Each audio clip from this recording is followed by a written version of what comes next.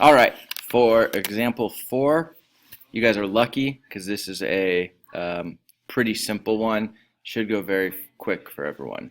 So in this case, you've got a summation notation here, and this is a finite series, which you can tell because our upper limit is 8 and our lower limit is 4. So first, I just want to point out, I know some people ask, common question is, do you always have to start with a lower limit of 1? In this case, no. You don't always have to, and this is an example of that. We're starting with k equals 4. The other question I get a lot is, do you always have to use I as your variable for your lower limit and for your rule? No, you can use whatever variable you want. Some common variables are I and n, but in this case we're using k. You could use LMNOP, you could use S, T, Y, X. You just see that there's letters that are used more often than not. I and N tend to be typical, K a little less typical, but it's still used. So you just want to be consistent. Whatever variable you use in your lower limit should be the same one you use here, indicating that that's where you're plugging in your values that are iterating from the lower limit to the upper limit. Now that we've got that out of the way, finding the sum. This just means we're adding up all of each term in this finite series.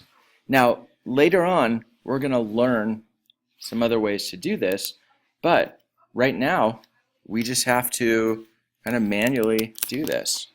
So we know right now that there's going to be, we start with k equals 4, so that's 4, k equals 5, k equals 6, k equals 7, and k equals 8.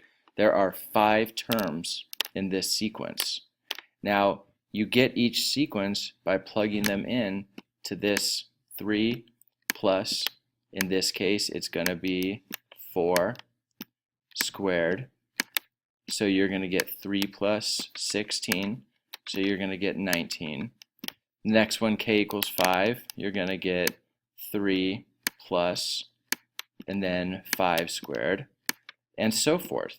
You're going to calculate this for all 5 terms. So what we're doing is this is going to go all the way up to 3 plus 8 squared. Now, I'm not going to, you should calculate each of these to get the answer, but what we're going to do here is I'm going to plot the answers for you guys. So we do 3 plus 4 squared, 3 plus 5 squared, 6 squared, 7 squared, 8 squared. So these are each of our 5 terms. When we work these out, we get 19 plus 28 plus 39 plus 52 plus 67. These are our sums. So we're taking the sum of all 5 terms. We get 205. Just some basic addition right there. So the sum, now imagine if you had a lower limit of 1 and an upper limit of 100, adding these by hand would be really a pain. Luckily, this one was only 5 terms, so it wasn't too bad working out. What I want you guys to do is calculate this sum right here.